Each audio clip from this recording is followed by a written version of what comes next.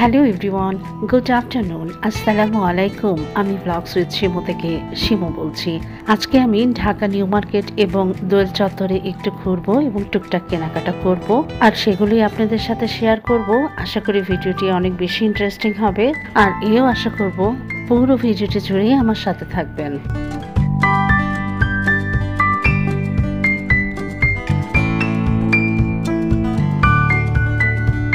দোয়েল চত্বর জায়গাটাই এমন আমার অনেক ভালো লাগা এবং ভালোবাসার একটা জায়গা। আমি সময় সুযোগ পেলেই কিনি বা না কিনি, আমি কিন্তু দোয়েল চত্বরে চলে যাই এবং দোয়েল চত্বরে হ্যান্ডিক্রাফটসের জিনিসগুলো আমি দেখি এবং টুকটাক কেনাকাটাও করি। আর দোয়েল চত্বরে যে নার্সারিটা রয়েছে সেখানেও আমি ভিজিট করি। আমার অনেক ভালো লাগার একটা জায়গা। তো আমি কেনাকাটা করেছি, আমি বাসার উদ্দেশ্যে এখন ব্যাকও করছি। আর বাসায় যেয়ে আমি দেখাবো আমি নিউ মার্কেট এবং দোয়েল চত্বর থেকে কি কি কেনাকাটা করলাম।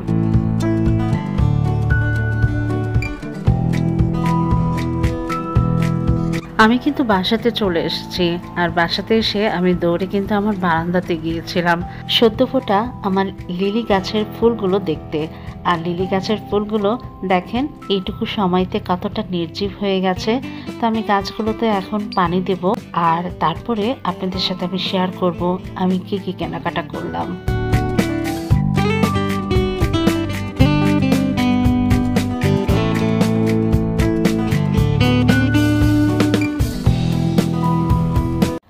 আমরা মেয়েরা কিন্তু বাহিরে গেলে একটা জিনিস কিনতে 10টা জিনিস কিনে ফেলি। ফ্রুটস কেনার কোনো উদ্দেশ্যই ছিল না, কিন্তু এই পার্সিমন ফ্রুটসটা আমার অনেক বেশি প্রিয়, আর এই জন্যই আমি কিনে ফেললাম। আর এই ফ্রুটসটা আম বললে কিন্তু ভুল হবে, এটা কিন্তু এগ ফ্রুটস। কথায় আছে না, নামে যেমন কাজে তেমন।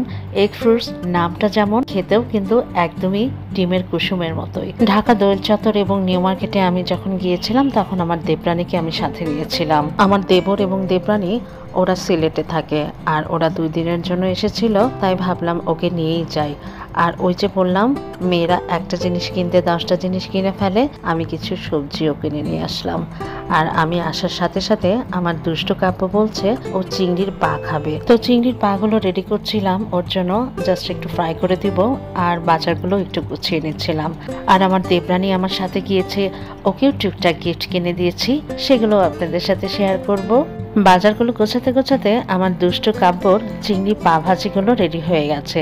যেহেতু আমি কিচেনে আছি, তাই কিচেনের জন্য যে নিউ মার্কেট থেকে জিনিসটা কিনেছি সেটা শেয়ার করছি। আমরা গৃহিণীরা কিন্তু কিচেনে এই জিনিসটা ছাড়া একদমই অচল। আর ঢাকা নিউ মার্কেটে এই জিনিসগুলো এতটাই সস্তায় পাওয়া যায় কি বলবো। আর এগুলো অনেক প্রিমিয়াম কোয়ালিটি আমার কাছে মনে হয়েছে। আর এক প্যাকেটে 10টা থাকে, আর 10টার দাম মাত্র 100 টাকা। তো এগুলো ঠিক করে আমি ডাইনিং এ যাবো এবং আর কি কি জিনিস কিনেছি সেগুলো আপনাদের সাথে শেয়ার করব। আর ওই যে বললাম সিলেট থেকে আমার দেবর দেবরানী এসেছে, তো আমার দেবর আমার দুষ্ট কাপড়ের জন্য পিজা পার্ক থেকে এত বড় একটা পিজা অর্ডার করেছে। তো পিজা পার্কটা আমার বাসার একদম নিচে, তো পিজা পার্ক থেকে পিজাটা ওরা খেতে থাক, আমি অন্যান্য জিনিসগুলো একটু গুছিয়ে নেই। রেডিমেড পরোটাটা আমার বাসাতে একটু বেশি লাগে, আর এই জন্য আমাকে একটু বেশি বেশি কিনতে হয়। রেডিমেড পরোটা দিয়ে শুধু পরোটা খাওয়ার জন্য নয়, এটা দিয়ে আমি বিভিন্ন রকমের স্ন্যাকও তৈরি করি। অনেক আপুরা আমাকে প্রশ্ন করেছিল যে পাউরুটির এই বক্সটা আমি কোথা থেকে কিনেছি এবং কত দিয়ে নিয়েছি। আমি এই পাউরুটির বক্সটা ঢাকা নিউ মার্কেট থেকে 200 টাকা দিয়ে নিয়েছিলাম। এটাতে পাউরুটিগুলো ঢেকে রাখার কারণে পাউরুটিগুলো কিন্তু একদমই সফট থাকে। খাবার দাবারগুলো তো গুছিয়ে রাখলাম, চলুন এবার আমি নিউ মার্কেট থেকে কি কি কিনলাম সেগুলো আপনাদের সাথে শেয়ার করি। এই কড়াইটা কিন্তু আমার হুজুগেই কেনা। কড়াইটা কিন্তু আমার কেনার উদ্দেশ্য ছিল না, কিন্তু অনেক ইন্ডিয়ান দিদিদের যখন রান্না বান্নাগুলো দেখি তখন দেখি যে তারা এই ধরনের কড়াইতে রান্না করছেন, আর দেখে মনে হয় একদমই ননস্টিকের মতোই কাজ করছে। আর সেই আগ্রহ থেকেই আমার এই কড়াইটা কেনা। আর এই কড়াইটার দাম পড়েছে 200 টাকা। ঢাকা নিউ মার্কেটে সেই দোকানটিতে এই ভাপা পিঠার সসপ্যানটা পাওয়া গিয়েছিল। যদিও ভাপা পিঠা খাওয়ার এখন সময় না, কিন্তু ইডলি বলেন মোমো বলেন এটাতে কিন্তু আমি তৈরি করতে পারবো। আর এখানে ভাপা পিঠা তৈরি করার 3টা জায়গা আছে, আর এর জন্যই আমার বেশি ভালো লেগেছিল, তাই আমি এটা কিনেও নিলাম। আর এটার দাম পড়েছে 500 টাকা। সংসারের কেনাকাটা এবং প্রয়োজন কোনোটাই কিন্তু শেষ নেই। বাসাতে আমার দুটো বালিশ লাগতো, আর এই জন্য আমি হোমট্রিক্স শোরুমে গিয়েছিলাম এবং দুটো বালিশ কিনে নিয়েছি। হোমট্রিক্সের এই বালিশগুলো পার পিস 600 টাকা করে চাচ্ছিল, কিন্তু আমি এই দোকানটি থেকে আরো বেশ কিছু জিনিস কেনাতে তারা অনেকখানি আমাকে কনসিডার করেছে। মাথার বালিশগুলো 400 টাকা করে পড়েছে, দুটো আমি 800 টাকা দিয়ে নিয়েছি। আর এই ছোট্ট কিউট ডেকোরেশন পিলোগুলো আমি 200 টাকা করে কিনেছি। আর 3D কাভার যেটা দেখছেন এটার দাম 200 টাকা। আর এই পিলো কাভারগুলো আমার বোন দেশের বাহির থেকে এনে দিয়েছিল, আর এটার জন্যই আমি কিনতে গিয়েছিলাম পিলোগুলো। আর এই পিলো কাভারগুলো আমার এত বেশি ভালো লেগেছিল যে ও আমার জন্য নিয়েও এসেছে। তো বালিশগুলো আমি ভরে নিয়েছি, তারপরে আপনাদের সাথে শেয়ার করছি। আর ওই যে বললাম বালিশগুলো পার পিস 200 টাকা করে পড়েছে। ঢাকা নিউ মার্কেট জায়গাটাই এমন, এখানে প্রত্যেকটা জিনিস পাওয়া যায় এবং কম দামি বেশি দামি প্রত্যেকটাই জিনিস এখানে খুব অ্যাভেলেবল। আর এখানে কিন্তু অনেক রিজনেবলও পাওয়া যায়। আর এই কারণে কিন্তু আমি ঢাকা নিউ মার্কেটে কেনাকাটা করতে অনেক বেশি স্বাচ্ছন্দ্য বোধ করি। সেম দোকান থেকে কিন্তু আমার বেশ কয়েকটা জিনিস কেনাকাটা হয়ে গেছে। আপনারা হয়তো ভাবছেন আপু এই গরমকালে এত কমফোর্টার কেন কিনেছে। কমফোর্টারগুলো চায়না কমফোর্টার, আর এই কমফোর্টারগুলো কেনার আমার অনেক ইচ্ছা ছিল। আর এগুলোর কোয়ালিটি অনেক অনেক ভালো। অফ সিজন বলে এগুলো একটু রিজনেবল প্রাইসে পেয়েছি। উইন্টার সিজনে এই কমফোর্টারগুলো 3500 টাকা করে ছিল, আমি দুইটা নিয়েছি 3000 টাকা করে পার পিস পড়েছে। আর এই কমফোর্টারটা এটা কিন্তু আমি সারা বছর এসিতে ইউজ করতে পারবো। এটা এত সফট এবং এত কোয়ালিটি ভালো ছিল। আর এটা সেমই মোটা বলছে, আগের দুইটা কিন্তু একটু মোটা, আর এটা কিন্তু বেশ মোটাও না আবার পাতলাও না। আর এটার কোয়ালিটি আসলে অনেক বেশি ভালো ছিল। আর এটার দাম নিয়েছে 1200 টাকা। এগুলো হয়তো উইন্টার সিজনের দামগুলো একটু বেশি। আর এটা কিন্তু আমার কাছে 2200 টাকা চেয়েছিল, কিন্তু ঢাকা নিউ মার্কেট বলে কথা, ঢাকা নিউ মার্কেটে কিন্তু অনেক দাম দর করে অনেক রিজনেবল জিনিস নিয়ে আসা যায়। এই হানিকম কড়াইটা কিন্তু আমার অনেক বেশি পছন্দের। আর অনলাইনে কিন্তু এগুলো অনেক বেশি দাম দেখেছি, তাই আমি ঢাকা নিউ মার্কেটে খোঁজ করেছি এবং আমি পেয়েও গেছি। এটা ঢাকা নিউ মার্কেট থেকে আমি 1000 টাকা দিয়ে নিয়েছি। আর অনলাইনে কিন্তু কুরিয়ার চার্জ সহ এটার অনেক দাম। ঢাকা নিউ মার্কেট এবং দোয়েল চত্বরে কিন্তু অনেক রিজনেবল জিনিস পাওয়া যায় এবং দাম দর করে কোয়ালিটিফুল জিনিসও নিয়ে আসা যায়। ঢাকা নিউ মার্কেট থেকে আমি দোয়েল চত্বরে চলে এসেছি এবং দোয়েল চত্বর থেকে এই ফুলের টপটা কিনেছি। আর এটার দাম কিন্তু সব জায়গায় 100 টাকা, কিন্তু দোয়েল চত্বর থেকে আমি 80 টাকা দিয়ে নিয়েছি। দোয়েল চত্বর থেকে এই টপ হোল্ডারগুলো আমি নিয়েছি। এই টপ হোল্ডারগুলো আমার এত ভালো লেগেছে।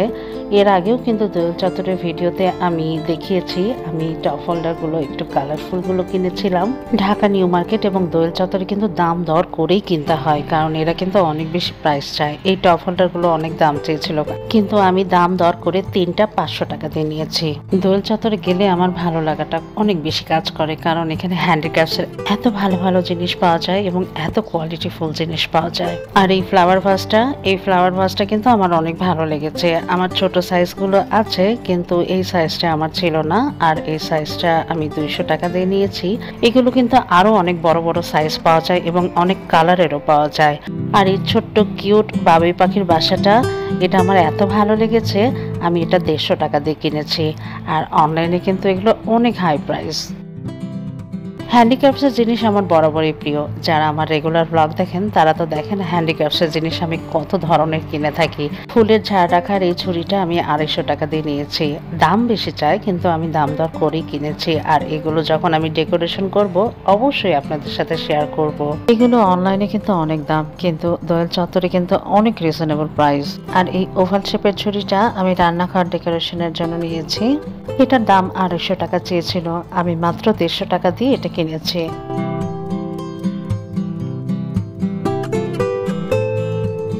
এই হোয়াইট কালার ড্রিম ক্যাচারটা আমি আমার মেয়ের ঘরের জন্য নিয়েছি। আর আমার মেয়ের ঘরের ফার্নিচার সবই হোয়াইট, আর এর জন্যই আমি ড্রিম ক্যাচারটা হোয়াইট কালার নিয়েছি। আর আনার পরে ওর এত বেশি পছন্দ হয়েছে। যারা আমার রেগুলার ব্লগ দেখেন, যারা আমাকে ফলো করেন, তারা তো জানেন যে আমার ছোট্ট জিনিস, কিউট জিনিস কতটা প্রিয়। আর এই কুলাটা আমি কিন্তু একটা ইউজ করি, তারপরও আরেকটা নিয়ে নিলাম। এই ছোট্ট কিউট কুলাটার দাম 50 টাকা, আর এই ছুরিটার দাম 50 টাকা। আর এই ছোট্ট আরো কিউট কুলাটা আমার এত ভালো লেগেছে, আর এই কিউট কুলাটার দাম 20 টাকা। দোয়েল চত্বরে কিন্তু আমি একটা উদ্দেশ্যে গিয়েছিলাম, কিন্তু অনেক কিছুই আমার কেনা হয়ে গেছে। এই ফ্লোর ল্যাম্পটা কেমন লাগছে? আমার কিন্তু অনেক বেশি ভালো লেগেছে। আর সত্যি কথা বলতে একটা ফ্লোর ল্যাম্প আমার অনেক বেশি প্রয়োজন ছিল, আর এই ফ্লোর ল্যাম্পটা কেনার জন্যই আমি গিয়েছিলাম। কিন্তু অন্যান্য অনেক জিনিসও কেনা হয়ে গেল, তাই ভাবলাম বন্ধুদের সাথে শেয়ার করি আর দামগুলো বলে দেই, তাহলে বন্ধুদের কিছুটা হয়তো হেল্প হবে। এই ফ্লোর ল্যাম্পটার দাম নিয়েছে 1800 টাকা, আর যেগুলো একটু প্রিন্টেড সেগুলো 1500 টাকা করেই পাওয়া যাচ্ছিল। আর এগুলো অনলাইনে কিন্তু অনেক অনেক হাই প্রাইস। ভিডিওর প্রথমে আমি বলেছিলাম না যে আমার দেবরানী আমার সাথে গিয়েছিল আর ওকে আমি টুকটাক গিফট কিনে দিয়েছি। ওর একটা বোরকার অনেক বেশি প্রয়োজন ছিল আর ও কিনতেই গিয়েছিল, তো ভাবলাম আমি গিফটটা করে দিই। আর এই বোরকাটা ওর অনেক বেশি পছন্দ হয়েছে।